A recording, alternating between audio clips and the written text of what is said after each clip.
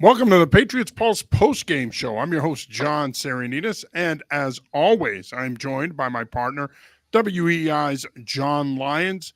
Patriots beat the Buffalo Bills 23-16, but that's not the story. In fact, that's not even really going to be talked about much, even though Joe Milton, the third stringer, was spectacular in a win that no one wanted. We're going to get to that and talk about it briefly. But first things first, John, how are you this evening? I'm doing all right, John. I'm kind of in a state of shock, I'll be honest with you, because I did not expect them to actually fire Gerard Mayo after Nope. 1 year. And you and I, this goes back to the preseason when you said on one of these shows with me that they were punting on the 2025 season. You were correct, by the way, all along, but I figured, hey, as part of the punting, you'll keep the punter around. And I gotta say, I'm genuinely surprised. And you look at all the, and we're gonna get into all of it, but all these layers where it was the handpicked successor from 5 years ago. You fire the greatest coach of all time. You kind of badmouth him on the way out, including a documentary series. It didn't make him look too great in the second half of it. And you go with this guy, the team wins in week one. And then things get progressively worse, especially after week two, that loss in overtime. The team gets worse. Most of the players stagnate in their development. The media missteps are constant. But still, even with all that, I got to be honest with you, Joe, I had this one wrong. I thought they were going to keep him around for another year. I did too until this weekend. And then I started to think more about it, John. And in my mind, I'm like, if they're serious about winning in the long run and they have a long-term view of this thing, I wrote about it this morning. There's no way you could keep him because you cannot sell me. And I've never, and you know that, we're both coaches. We're not your traditional members of the media in that sense. We both have coached. We've been around the game a long time. And in my mind, I'm thinking, as much as I've always been a guy that's tried to protect the fraternity in a way and not bash coaches and not call for their firing, I couldn't do it this time. I just felt that if you looked at this objectively, if you were the Kraft family, you couldn't run it back with Mayo and you couldn't run it back with the staff. And even if you did run it back with Mayo, there was going to have to be major changes.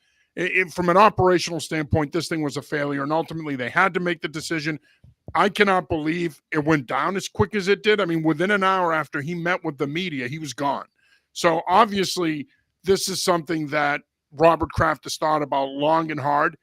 And I think a lot of this probably goes back to that Arizona game. Part of me feels like that shot of him and Jonathan talking about the offense and the performance of the team, that almost seemed to me like that was probably the breaking point. And the decision was probably made during the bye week. And then you come out after the bye, you play tough at Buffalo, but then you come out here last Saturday and roll over and play dead for the Chargers. I think last Saturday was the last straw. Now, people are going to say, well, he won today and the Crafts wanted the number one pick and he blew it. I don't think today had anything to do with it. I think his fate was sealed before today.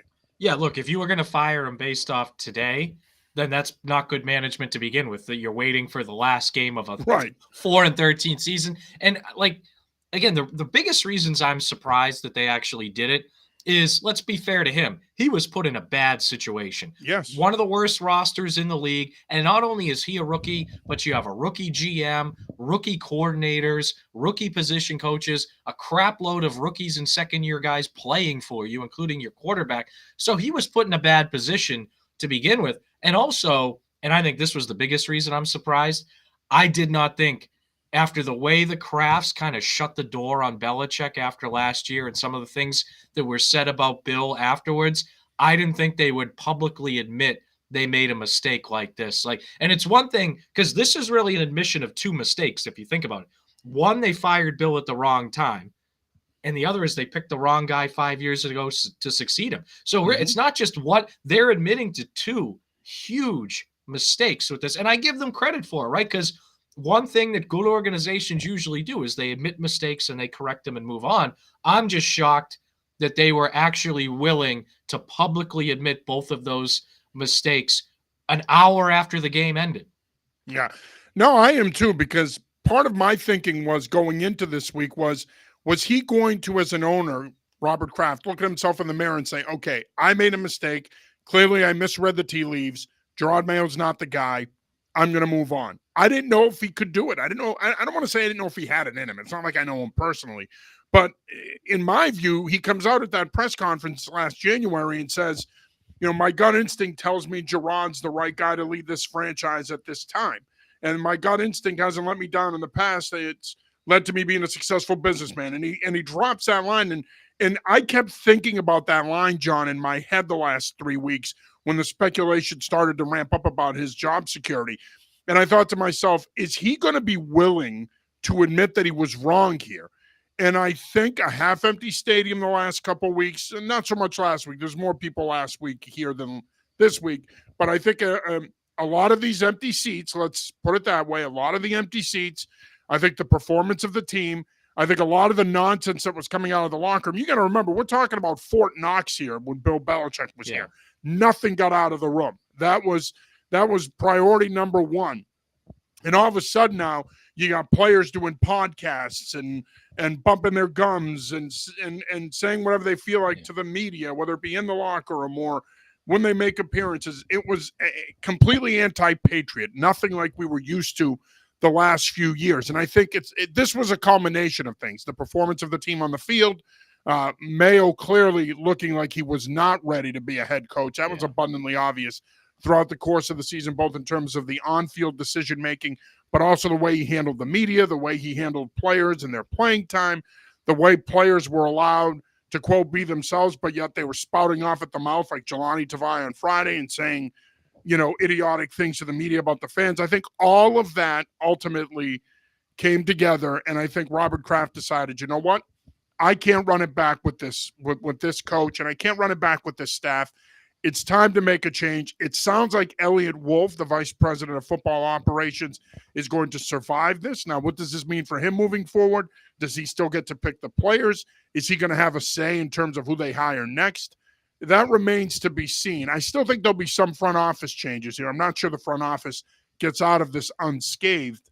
But ultimately, Robert Kraft, to his credit, and you said it, and I couldn't agree with you more, to his credit, he recognized he made a mistake in hiring Mayo. Mayo wasn't the right guy. He wasn't ready. He made the decision to move on. Yeah, I want to get to the Wolf stuff in a little bit, but first, you said something that I think is kind of the crux of all this. Mayo looked like he wasn't ready through large parts of this. And let's not forget, look, Rookie of the Year in 2008, All-Pro in 2010, was on a Super Bowl winning team in 2014, terrific career as a player. Only 5 years as a coach, though. And I think it's a big difference between being a position coach while being a co-defensive coordinator for a few years to then all of a sudden being the head coach, let alone just the solo defensive coordinator. And I saw a report after the game that came out. It was from, I'm just pulling it up here. It was from Jeff Howe, who said he spoke to a source from the Patriots prior regime, aka the Belichick, which they basically said this is kind of how we expected it to go. And look, some of that might be sour grapes, but if you really think about it, the dude had been a coach for 5 years, and you asked him to take over for the greatest head coach of all time while doubling with a bad roster and a bunch of rookie coordinators. And go back to, I mean, he says on the Greg Hill show, we're going to burn some cash. He says on the Greg Hill show, we're going to win more than 4 games. You have Elliot Wolf saying, oh, we're going to have less of a hard-ass culture. Okay, well, how did that work out for you this year? I mean, is the culture really that better? You won 4 games again. And by the way, last year, the biggest reason the Patriots were bad is they got the worst quarterback play in the NFL. You got much better quarterback play this year, and you were worse as a football team. You were less competitive. You lost more multi-possession games than you did a year ago. You made more mental mistakes. So you were a worse football team despite you having better quarterback play. And you kind of roll all that together, even throw in the Judon temper tantrum during training camp in front of fans and the media. You think that would happen under a Mike Vrabel or Brian Flores regime if they had hired him? You think that would have happened under Belichick? That's the thing. You roll all these things together, and you just get a picture of a guy. And again, on one level, I feel for him, but you get a picture of a guy who was just in over his head and who could be a head coach someday. But I think at 38 years old with 5 years of coaching experience, it was just way too early. It was way too early, and I think they put way too much into the traits aspect of it. Kraft kept talking about he had the characteristics and the traits of a head coach, and a guy can have that. A man or a woman can have that no matter what the sport is. But the bottom line is, You still need to augment those traits with experience. And he clearly didn't have enough. You referenced the 5 years. And that was my whole thing. The two things I kept harping on, even after they hired him, was one, how do you not go through the process? That I didn't understand. Because even if you've identified him as your guy, if he was your guy from the beginning, then he shouldn't be taking interviews anywhere else. Or if he is, he's doing it to get the experience, but ultimately this is the job he wants. So if he was your guy from the beginning, he would have understood, hey, look, we're going to go through the process here. We want you to be the guy, but we got to do our due diligence. Go out there and interview and, come back to us, though, if you get an offer. And I know that that's easier said than done. But all of that being said, there was so much lacking there last year. And yet we all wanted to believe that he was the right guy, that he was going to get this thing back on track at some point.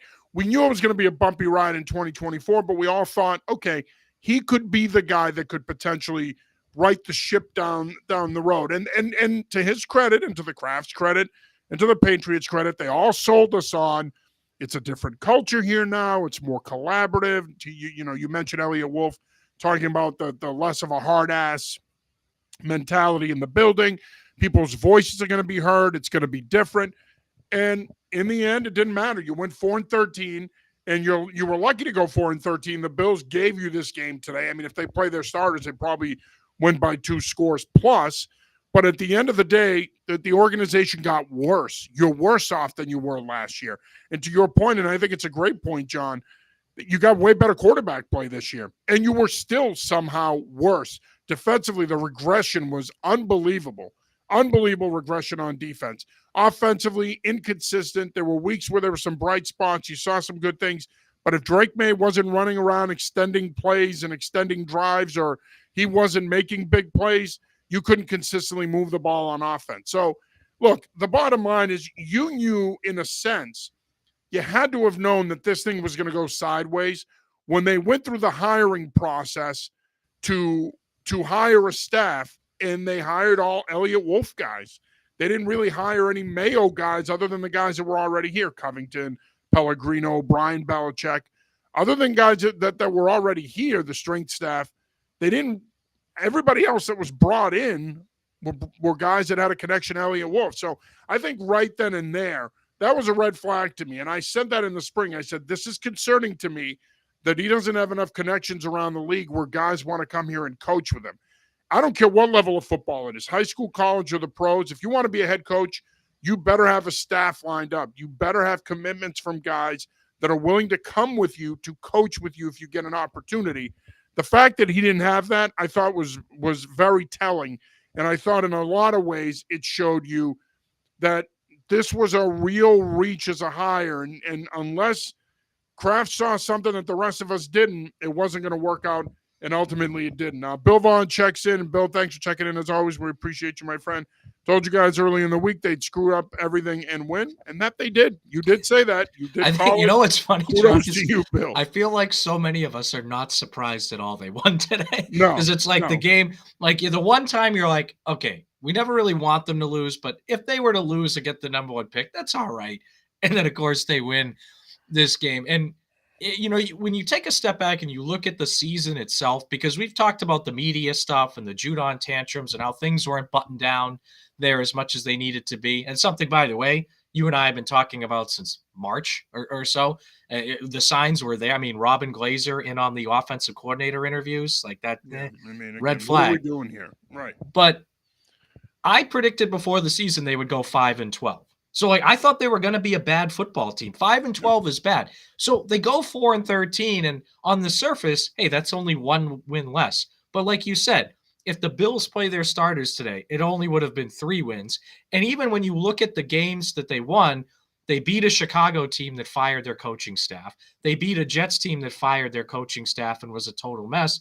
And they beat a Cincinnati team, which I think was a good win, but still, that's a Cincinnati team that's probably going to miss the playoffs and start slow every single year. And it was just the amount of games, John, that you look non-competitive. I mean, that Jets game week 3, San Francisco week 4, non-competitive, and not just non-competitive, but not good game plans, out adjusted, slow to adjust. I mean, look, how about Jacksonville? 18 straight runs in the second half of that game, just bullied you. The Colts, a 19 play drive to win, non competitive against an Arizona team that is not that good, non competitive against a Chargers team, which only a year ago you lost to 6-0, and now it's 40-7. Like that's the thing. Like the Titans have 3 wins all year, John. One of them is against you. Jacksonville has 4 wins all year. One of them is against you. So that's the issue. It's not just, okay, hey, I thought they'd win 5, they won 4.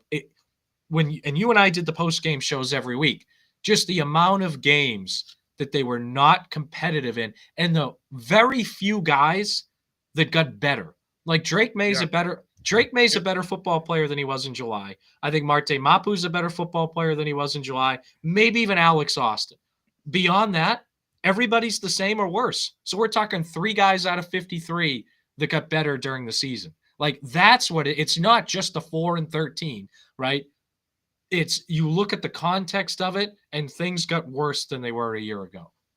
Yeah, and that's and I think that is what it comes down to ultimately, in my opinion, is that you were worse than last year. Same record, but you were worse. Your point, you were non-competitive in a lot more games this year, and they were non-competitive at times last year.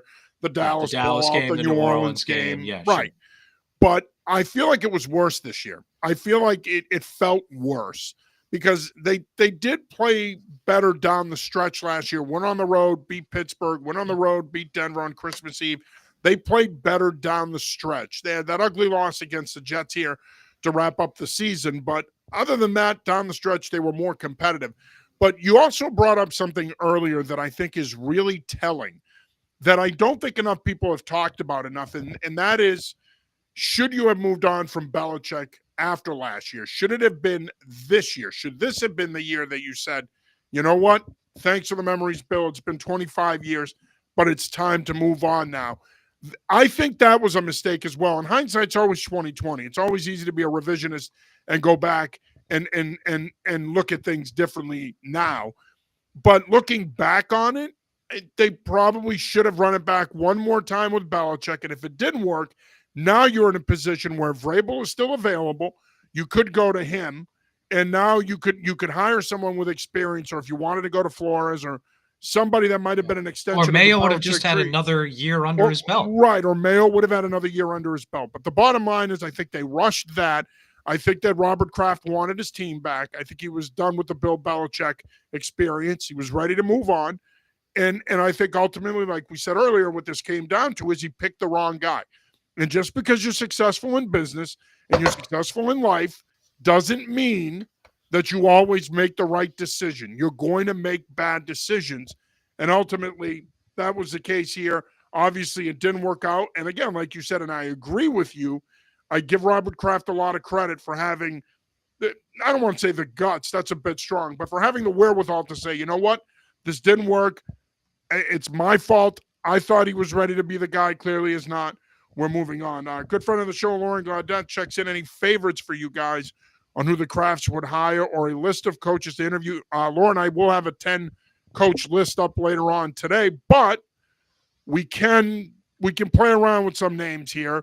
Obviously, the favorite is going to be Mike Vrabel, right? I think he's going to get the job. I do too. Yeah, I think me writing about 10 potential candidates is going to be a fool's errand because in the end, Please I think read it, though. Right. Yeah. But I think that ultimately you're right. I think they're going to go through the process because they have to. They're going to have to hire. They're going to have to interview at least 2 minority candidates. So they're going to go through the process because they're mandated to. I do think that they're going to treat this a little differently than they did last year. I do think they may bring in some other candidates, but I think ultimately, I'm not saying that this is going to be drawn out. I think we'll know in the next 7 to 10 days who the next coach of the Patriots is going to be. But I do think ultimately it's going to be Mike Vrabel. And look, everybody and their mother has said it around here now for weeks that they think it's going to be Mike Vrabel. My question to you is, and I've heard this from fans and I've heard this from people, John, there are people out there that are clamoring for a complete break from Bill Belichick and the Belichick era. Mike Vrabel played for Belichick. He was on the first 3 Super Bowl teams. He's a part of that lineage. Do you want to see them hire Mike Vrabel, or do you want to see them perhaps consider breaking away from the Belichick era and going in a new direction with this hire? So Brian Flores would be my top choice, first of all. I think he has a good blend of a guy that coached here, won Super Bowls here, was a successful head coach, but he got screwed by Miami. He had back-to-back winning seasons and got fired. But he also spent a year with Mike Tomlin. He saw how the Steelers do things. Now 2 years with the Vikings, who tonight are going to be playing for the number 1 seed. Not only has he turned their defense around, but he's seen how Kevin O'Connell manages the offense, and that's that Sean McVay system. I think he'd bring a great blend of ideas and different voices and people. So he'd be my top choice. I'd put Vrabel as my number 2 choice. And I'm okay. Like, if they want it, like Ben Johnson, okay, no real connection to the Patriots. They want to hire him. I'm okay with, like, I'm open to someone that has no connection. If they wanted to interview Bill O'Brien and maybe bring him back, I'm open to kind of a few different avenues here. But if they wanted to break from the Patriots organization, if they wanted to hire someone, if they just looked around and said, we think Joe Brady's the next up and coming guy, the Buffalo Bills OC, and they want to hire him, or they want to hire someone from the Eagles staff, or someone like the Dolphins did with Mike McDaniel, pluck someone from that 49ers or Rams type area. Fine. I just think, and I talked about this in the offseason with you, I talked about it on EEI, you got to be really careful about moving far away from things that won you 6 Super Bowls. Like, I get it. Some of those things that Bill did are antiquated. A lot of it was number 12, who's right behind me in the photo. But they did a lot of things successfully from a coaching standpoint that worked. And Mike Vrabel was exposed to those things. Brian Flores was exposed to those things. Bill O'Brien was. So I don't think that can hurt. Like, again, the biggest reason Bill Belichick's not here has nothing to do with him as a head coach. It's Bill, the GM, and the bad drafts from 2017 to 2022.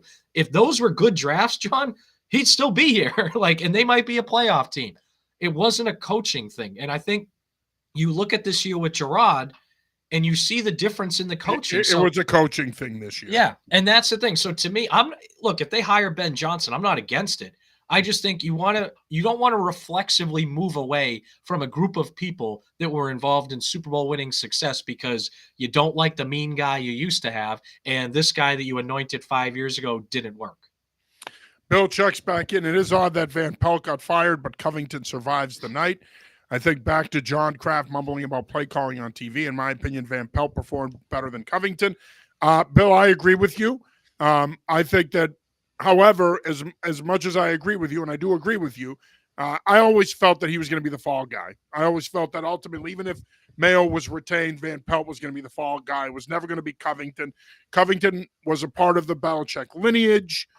He coached here. Bill hired him. Same thing with Pellegrino. Obviously, Brian Belichick. You haven't heard anything about those names yet, although I still think Brian Belichick could end up with his father at North Carolina. I don't think know so that too. for sure, but it's a safe bet. But I think ultimately what it comes down to here for me is I don't think that the Crafts are going to go down this road again, hiring someone that hasn't been a head coach. And as appealing as Ben Johnson is, and I would love to see them hire an offensive guy, I'm an offensive guy. I think offensive guys have proven in recent years that they can win Super Bowls, that they can build championship caliber teams. I think it's easier to hire a veteran defensive coordinator than it is to hire a good offensive coordinator and keep that OC. I think it's harder to keep offensive coordinators because owners tend to want to hire them for openings. And I would rather go with an offensive guy, John, but to your point, and I agree with you, I think ultimately Vrabel and Flores would be the front runners for this job because of their connections to Belichick, because of their connections to the success, but also because they've been head coaches. And on your point, if they hire Vrabel, I think the biggest next question is who's his offensive coordinator? Because the Patriots now, John, are officially in the cycle of being a bad organization. They're going to be on. I don't want Todd Downing. I don't want what they did in Tennessee. You don't have Derrick Henry here. I want someone who's going to build the offense around Drake May. I want someone who's going to run a system where now if you upgrade at receiver, you upgrade the offensive line.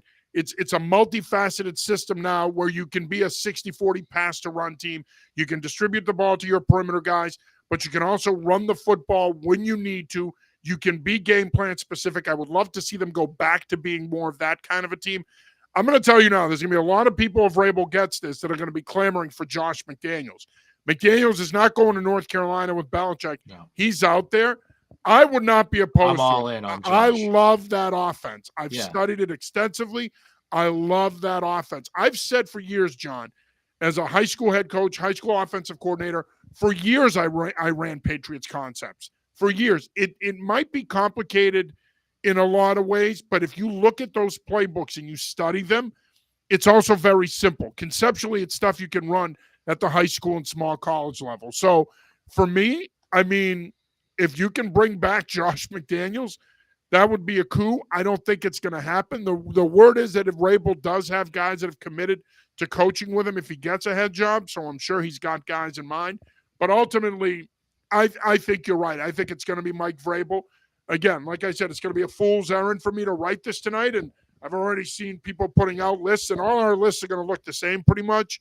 But in the end, I think that a big reason why Bob Kraft made this decision is because he wants Mike Vrabel. And as I was like, they're in the trap of what bad organizations do, because they're going to be on their 5th offensive coordinator in 5 years. They're going to be on their 3rd starting quarterback. And again, I think they have it right with May, but still, it's their 3rd starting quarterback in 5 years. And have it right with Joe Milton, too. But here's my issue. Like, you and I criticized Van Pelt quite a bit, especially early in the season, for his game plan in week 3 against the Jets, the mismanagement of the end of the half in week 2 against Seattle, and there were several other missteps along the way. But, John, the brightest spot of this team has been the development of those 2 quarterbacks, and he's primarily responsible. And I think of every assistant coach. He won't be unemployed long. Yeah, of every assistant coach, he did the best job. And you look at Cleveland. Last year, Alex Van Pelt won games with 5 different starting quarterbacks last year with Cleveland. This year, they have an injury or 2 at quarterback, and they're picking number 1 overall. Like, I think Alex Van Pelt got totally screwed here. And again, I prefer Josh McDaniels. Maybe even Sean Jefferson if they can pry him away, depending on who gets hired. But I think Van Pelt got totally screwed here in this, and I think he did a better job than maybe any other coach on the staff this year. And instead, he's without a job, 2 hours after Gerard Mayo gets fired? Well, and I think the other thing to keep in mind here is again, the Shanahan McVay West Coast offense it's what's niche around the league. But you don't have to run that system. You can go outside that system. The majority of the league is running it, and it is an effective offense. And look, the West Coast offense, by and large, has dominated pro football now since the late 70s, early 80s.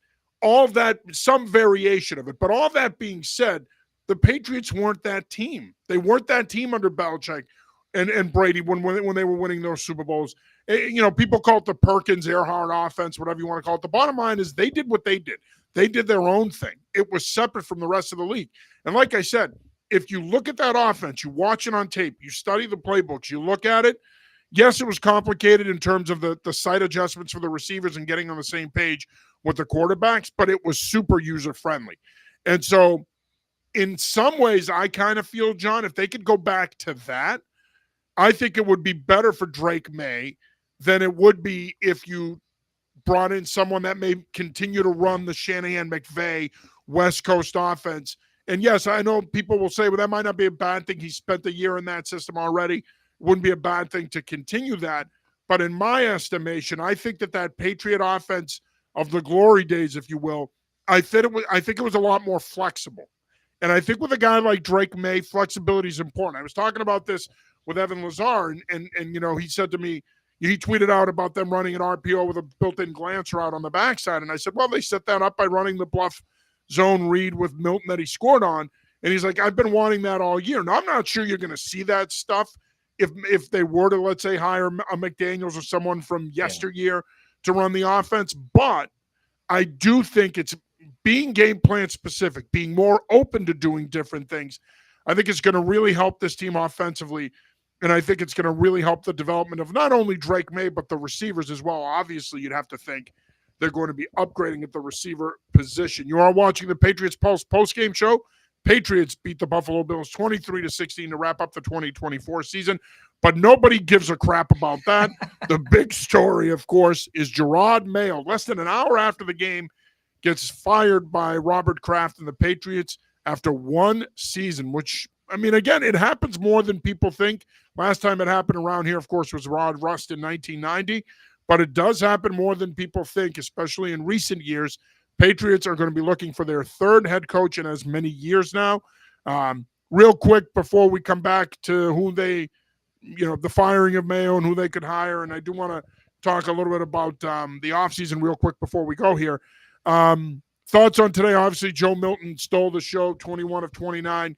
He threw for, I believe, 240 yards. He rushed for a touchdown, threw a touchdown pass. I know it was against Buffalo's 2s and 3s. Okay, so we do have to put it into context, but still an impressive performance for a third-string quarterback. And I will say this. You could say whatever you want about Mayo. I think they were playing to lose, to be competitive, lose, and get the number one pick. It's just that Joe Milton decided to go off, and the Bills did a better job tanking. They were playing chestnut checkers on that one. I'll tip my hat to the Buffalo Bills on that one. Look, there was one thing, John, of value that came out of today. Joe Milton, to me, showed he can be a long-term backup to Drake May. And he's not gonna be an elite starter, I don't think. He's not even gonna be a good starter. But can he play a game or two if Drake May's injured?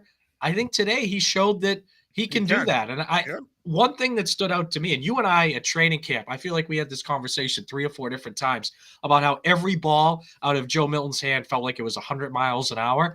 Yeah. He actually threw some touch passes today. And even on some of those bullet passes, some of them were 50 miles an hour instead of 80, right? Like I thought, and again, it wasn't perfect. He still did a little too much dancing in the pocket, some, not great ball security, but I think we saw quite a bit of progress from where Joe Milton was in August to where he is now. And I give, again, the fall guy, Alex Van Pelt, I give him credit for that. Same thing with DC McCartney. You got to give him credit too. Yeah. And that's why I think, again, if there's one thing of value that came out of today, unless, of course, you say Mike Vrabel being head coach, but if there's one thing that came out of this game specifically, I think Joe Milton showed he could be a long-term backup. Yeah. No, absolutely. I mean, they have their backup of the now and the future in Joe Milton. They have 2 good young quarterbacks, man. I loved that pick. I've said it every year. I espouse to the Mike Holmgren theory, and Belichick did it here with the Patriots too. Take a quarterback. If not every year, at least every other year. But if you can use a day 3 pick, take one every year if you have to. You can never have enough of them. You can develop them. You can keep them. They could serve as your backups, depending on your quarterback situation. They could serve as a potential starter down the road. Or you develop them and trade them, and then you probably recoup a better pick than you spent on them. So I loved that pick, and I think, to your point, John, you've seen the development. You saw it today. I mean, Joe Milton is miles ahead of where he was in training camp, and that's definitely a positive for the Patriots moving forward. Lauren checks back in. I can imagine this answer will change depending on the hires of the staff. But what would be your plan on upgrades? Who do you go for in free agency in the draft? Look, I'm glad, Lauren, thank you for checking in again, and thank you for helping us segue there. That was actually a great job there by Lauren Gaudette, helping us segue. Reminder, Lauren, someone that can sit in on the OC interviews, not Robin Glazer.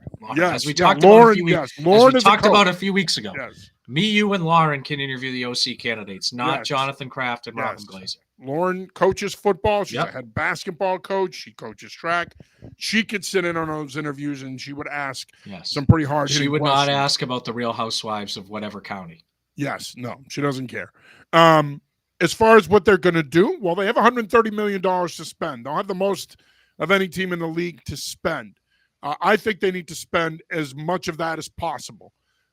You saw what happened with the Washington Commanders last offseason, John. They went out, they spent, they got the right guys. Now they're 12-5, 6th seed in the playoffs. Can you expect that kind of a turnaround next year? Probably not, although depending on who you hire, if it's the right guy and you get the right players in here and you draft well, you could do what the Commanders did in 1 year. The beauty of the NFL is, unlike the other 3 major sports leagues in North America, the beauty of the NFL is you can turn things around pretty quick if you have the right people in place and you make the right decisions. Now, as far as how I think they should spend their money, I would spend as much of that money as I can to fix the offensive line. I would try to sign a Ronnie Stanley out of Baltimore to play left tackle. I would try to sign a Trey Smith potentially to play right guard from the Kansas City Chiefs. Possibly Patrick McCarry from the Baltimore Ravens. If not, a Cam Robinson from the Minnesota Vikings. I would really do my due diligence to fortify the offensive line in free agency. As far as the draft is concerned, and you can also target wide receiver and edge pass rusher in free agency as well. As far as the draft is concerned, you're not picking fourth. If you could move down, ideally, I would still look to accumulate additional draft capital and do that. If not, I'll tell you this much. If you can address the offensive line in free agency and you can beef up the wide receiver position in free agency, if Abdul Carter, the edge rusher from Penn State, is sitting there at 4, you might be getting the best player in this draft. And that's not hyperbole. You're talking about a guy who's a Micah Parsons clone who can make a Micah Parsons impact. So, yes, offensive line, wide receiver, clear needs. It's 1 and 2. But that third need is edge. You need an edge guy, an edge rusher. A guy like Carter, 6'3", 260, can play in all situations. He could be an impact defensive player. Them slipping to 4th would not be the worst thing in the world, John, if you end up with a player like Abdul Carter. This is my philosophy on the offseason. You need 2 new tackles, a new guard, at least 1 new outside receiver, but probably 2, because I'm not sold on Kayshon Boutte despite his big game today. And you need an edge. You need a deep safety, right? Because they have all these box safeties that are good players. They don't have any true deep free safeties. They don't have anybody that can play over the top. Yeah. Right. And you need another linebacker. So there's a lot there. But I think it's clear to me, tackle and receiver stand out to me because you need 2 of those tackles and, like I said, a guard. So if you can get 2 new tackles in free agency, great. Otherwise, that first-round pick to me is a tackle 10 times out of 10. And what I would do, though, I'm 100% team trade down. Down. Yeah, because I'm not sure I'd take Campbell or Banks there. Yeah. But you can trade down, stay in the top 10, and still get Kelvin Banks, and he can play left tackle for 10 years for you and be pretty damn good at it, and you get other assets. So the only thing – no, go ahead. I'll let you finish, and I'll follow. No, that's it. And on the Abdul Carter thing, and I would even add Tet McMillan, terrific players. I think Carter, I agree with you, could be the best player in this draft. I am only picking him if I already have my answer at both tackles. That to me is priority number 1 and 2 is getting a couple new tackles in here. Even if you like Caden Wallace, even if you think Mike Onwenu can play tackle, I want both tackles solidified before I do anything else. No, and I said that was my disclaimer as well. The other thing to consider is what do you do? And I think it's a long shot, but what do you do if Travis Hunter falls to 4? And now I love that pick. I love Travis Hunter at 4. If by chance he falls to 4, which I don't think he will, he'll go in the top 3. Yeah. But if by chance, for whatever reason, he fell to 4, I love that pick. Here's the problem I think you're going to run into if you're the Patriots. You don't have the elite level quarterback talent at the top of this draft. If you had last year's situation where you had 3 go in the first 3 picks, you'd be sitting pretty at 4 now in terms of the rest of the board falling to you. You're not going to have that this year because, again, unless Cam Ward's the one guy, I think, that if he blows people away in the pre-draft process, if he works out at the combine, his pro day, if he blows people away, he's the one guy that I think teams are going to be jockeying to move up and get. But I don't think that it's going to even be a conversation because I think if he is that guy, I think Tennessee's going to take him at 1. Yeah, now, which they should. Right, which they should. So now it becomes, okay, if Shadur Sanders now becomes that type of player in the pre-draft process, he's the guy that teams could be jockeying for. But again, the Giants are sitting there. Cleveland's more than likely not going to take a quarterback at 2. You have to think with their financial restraints, they're probably going to be the landing spot for Travis Hunter. So now it becomes, well, if the Giants are sitting there at 3, Shadur is sitting there, Jalen Milroe, if he impresses in the pre-draft process, now all of a sudden they could be who goes there. But the problem is, I think at 4, realistically speaking, if I were a Patriots fan, unless the Browns take Abdul Carter, if the Browns take Abdul Carter at 2 and the Giants take Shadur Sanders at 3, that's a scenario where Travis Hunter could fall to you at 4. And if he's sitting there, I will say this, and you know I've been team offensive line all along, John, but if Travis Hunter is sitting at 4, I am all over that pick like a fly on crap. I'm all over that pick. I stumble over myself to bring the card up. Okay, my fat ass would get up there. I'd run as fast as I've ever run to drop that card off and be like, he's the guy.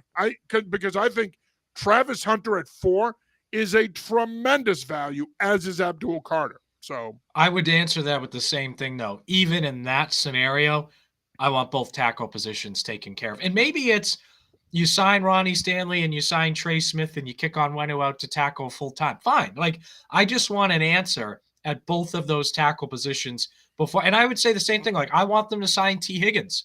But even if you sign T. Higgins, I think you could still use another outside receiver. And I think if you can trade down, and let's say you're at 8 or 9 and you take a Calvin Banks or someone who's there, I would use one of those second-round picks and trade for a DK Metcalf or a legit veteran receiver. So then all of a sudden you can walk into the season with not just T. Higgins and a rookie left tackle, but you got some answers at both tackles. You got some answers at outside receiver, and then you can also address edge as well. Our good friend Alan Siegel joins the show. Thanks for checking in, Alan. Appreciate you, buddy, during the summer. Joe Milton cannot hit anything. Today he was excellent, and the work AVP did with him shows that AVP works with QBs well. May 2. The question I found very interesting the last several weeks is, what does Mayo do well? And he says, I think the Crafts answered that. Vrabel, the favorite, of course, but Liam Cohen, Rhode Island's own Liam Cohen, and he's on my list of 10, is a name I like. Yeah, and look, I've had the good fortune of meeting Liam, and I've had the good fortune of watching Liam clinic, and I've talked some football with him. I've talked some football with him. He is an impressive young man. Of course, UMass alumnus, played at UMass, had a tremendous career at UMass. His dad was the longtime coach at LaSalle Academy, Tim Cohn. He comes from a football family. He's a Rhode Island guy. He's a New England guy with New England roots. I think if you're looking for an offensive guy, John, I think Liam Cohn could be at the top of that list. If you told me, do I want Ben Johnson or Liam Cohn? If you want a continuation of that Shanahan-McVay West Coast offense that you could build off of the foundation that Van Pelt laid, I think Liam Cohn would probably get a slight nod there in terms of his experience in that system and developing quarterbacks. Maybe you could make Matt Patricia his OC, right? Change the system. No, sorry. Liam Cohen's Liam Cohen is a name that intrigues me. I just honestly, I don't think they're going to go with another first-time head coach. No, I don't either. And that's why I think Ben Johnson's why I think they're Willing and Vrabel. Willing and Vrabel. Like Kraft said last year when he got inducted into the Hall of Fame last October. Willing and Vrabel. Yeah. He said, I always used to say about Mike that he was willing and Vrabel. I'm like, is he trying to make a dad joke there? Or is that something he really said? Yeah, I hope he didn't really say. By the way, I almost busted out into my Kraft impression, but you might not have been invited back. I refrained. Yeah, that's right. Hey, by the way, nobody calling anyone Thundercat today, right? Just check it. I couldn't resist on. I'm sorry. That was the cringiest thing of all. Thundercat, young Thunder. I said that to Kevin in the press box. I'm like, I wonder if Mayo called them Thunder on the way out. So yeah. I don't. It's like in the movie Ted when they're like "F you Thunder," it's on the way out. But maybe Kraft said that to him. Yeah, he was Thunder, so technically Mayo would say. Yeah. So I just because there's a lot of intriguing guys that have not been head coaches before, and look, everybody has to be a head coach for the first time sometime. I get it, but if you look at the track record here. Just going back to as long as the Crafts have been on. Now, Bill Parcells, he was head coach before they bought the team, but he was their first head coach here. But he had been a head coach before. Pete Carroll had been a head coach before. Bill Belichick had been a head coach before. So for them, hiring Mayo with no head coaching experience, that was kind of a new thing for them. And it fell flat on its face, obviously. So again, Liam Cohen, Ben Johnson, they're intriguing to me. And I would interview those guys. I would, because maybe they'll blow you away and maybe they'll get the job. But I just don't see them going with someone that has not been a head coach, especially too when you look at, like you mentioned, Washington. They went with an experienced head coach, Dan Quinn, experienced OC. You just took the words out of my mouth. I was going to say, I think that Washington Look at model Denver with Bo Nix, is right? a model that Experience. they're going to follow. And Yeah. here's the other thing to keep in mind. I think another reason why Robert Kraft made this decision tonight is there's a reason he's a billionaire and a successful businessman, and he's successful in life because he's not afraid to take risks. And again, I couldn't commend him enough for having the wherewithal to say, you know what, I was wrong. He wasn't the guy. It's not easy. It's not easy to do that, but I think it says a lot about Robert Kraft. But I think the other thing here to keep in mind is he saw what was going on with Vrabel. Vrabel's star is about as bright as it could be right now. There was a report earlier this week that teams are considering making changes with head coaches that are on good footing just to bring him in. So if that's the case, I mean, Kraft is looking at this and saying, wait a minute, Mike would want this job. He cares about the Patriots. He would want to be here. 2, other people want him.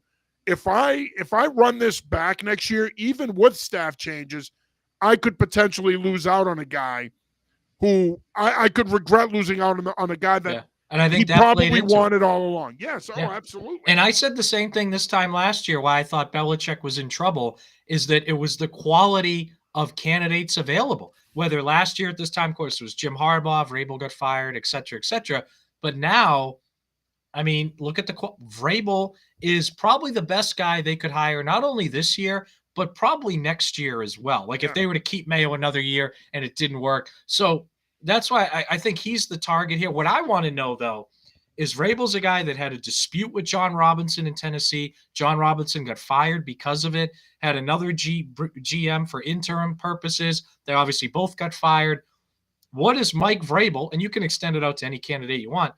But how does Elliott Wolf fit into their picture? I mean, does Mike Vrabel look at it and say, hey, this is the dude that helped build a bad roster. Why do I want him around? Or does he say, hey, it was mostly Belichick's fault. I think Wolf's pretty good. I'll keep him around. Like that's it. Because I found it a little surprising that Mayo was the first guy to get his job. He got his job before Wolf did. Yet when they made the change, they fired Mayo, they fired Van Pelt, but they keep Elliott Wolf. And I don't know if that's just through the draft. I don't know if that's just for the next week to see if Vrabel likes him or not. But I found that interesting, and I think that's something I want to know. What does Vrabel think of Elliott Wolf? That's a very good question, and I think we'll find out. And look, this is an interesting situation. It's not your traditional hierarchy here. I mean, for whatever reason, the Crafts are allergic to using the term general manager. They won't give that title out to anybody. They never have. I think at the end of the day, obviously they see something in Elliott Wolf. I think he has a credible resume. He's well connected to the league. I think they like that about him. My question is, fine, you kept him. Let's assume he stays. Is he going to have final say over the roster? I cannot imagine any scenario in which you bring in a Mike Vrabel. Let's say he is the guy. You bring in a Mike Vrabel. I can't imagine any scenario, John, where Vrabel would acquiesce to Wolf and say, no. All right, fine. You have say over the final 53-man roster. I'll coach whoever. Well, do you remember, John? I would think Vrabel will have a say in who makes this team. Yeah, because who's on the roster. Do you remember in training camp? Because I remember being shocked by this when Mayo said publicly Wolf had final say over roster cuts at the end of camp. That to me, and I know that plenty of GMs in the league have final say over free agency, the draft, signings, but training camp roster cuts, I was shocked it's an all Elliott Wolf thing. There's no way Mike Vrabel or Brian Flores or whoever is going to say, yeah, Elliott Wolf, a guy who's younger than me, who's less experienced, yeah, he's going to have final say over my roster coming out of training camp. So and that's why that's going to change. No, I agree with you. And that's why I don't think you can rule out the Ben Johnsons and the Liam Cohens of the world, because a lot of this will also come down to how much power Elliott Wolf has and how much power he can maintain. Yeah. I think it's going to come down to that as well. Coach MP checks in, the Pats need a culture change. Vrabel is the guy to change the culture. However, need a great staff from top to bottom. Flores and possibly McDaniels, I'd love to see come on. Also, please hire a real wide receivers coach. Thanks for checking in, Coach MP. Appreciate you, brother. I don't see Flo coming back unless he was the guy. Yeah, no, he's not leaving Minnesota unless he's going to be a head coach. And I think McDaniels may be a possibility. I don't like to waste my time on stuff like that, revisionist stuff like that, but he may be a possibility here. I mean, it doesn't appear. He's different though. He's as an you can poo-poo his record as a head coach. He was not a good head coach. Dude is an elite offensive coordinator. Got good seasons out of Matt Castle and Mac Jones, in addition to all the Brady stuff. But two names I'd watch on that front, if it's not McDaniels, Chad O'Shea and Nick Caley. Both of those guys worked here before. Caley, I can see. But also had experience on the outside of the organization, working in different systems, are good at developing tight ends and receivers. I think those two guys, if it's not McDaniels, I'm watching one of those two guys, I think, to be the OC of the future. And the other thing, too, is a guy like Chad O'Shea or Nick Caley, I don't think are going to get head coaching jobs after 1 year. So you can have some continuity. And I would say the same about McDaniels, because you want an OC that's going to be here 3 years, maybe 4, to get May into his mid to late 20s, get him fully immersed in an offense, and then you can just kind of plug in a new OC when that person leaves. And I think those three guys would fit that bill. Coach MP checks back in. Thanks for all the work you do, especially with high school football. Thanks, brother. Appreciate you, man. We're going to have our all-state team coming out this week, as well as our Division I all-college team. So stay tuned for that. Real quick before we wrap it up, Alan Siegel checks back in. I find it interesting that a CBS story quotes their reporter, Aditi Kikabwala, saying that Vrabel met with the New York Jets to put pressure on the Patriots. I have no doubt in my mind that that's also partly why met with them too. Just to put that in bug in your ear. Yeah. And another guy that has Patriot ties, he was here before, another guy that would probably be a good addition to this front office, an experienced voice who's well-respected and well-regarded around the league. But clearly, Willing and Vrabel, by all accounts, wants to be the next coach of the Patriots. I think that's what's going to happen ultimately. And like I said, I think we're probably going to know in the next 5 to 7, maybe 7 to 10 days. This is going to be a little different than last year. They're going to have to go through the process, interview minority candidates. But something tells me it's not going to be minority candidate interviews. Thanks for coming. Mike Vrabel's our coach. They're going to do more of their due diligence here, but I do think ultimately, I don't think they're going to take too much time with that, though, John, because I think they want to get Vrabel in the fold as soon as possible. Yeah, I would agree. I think ultimately it's going to be Vrabel. I think Flores is going to be a strong contender as well. I think they're going to talk to Ben Johnson, and he's going to be a contender. But I think ultimately it's going to be Mike Vrabel. And this job, I said this to a friend of mine this morning, it's appealing and it's not.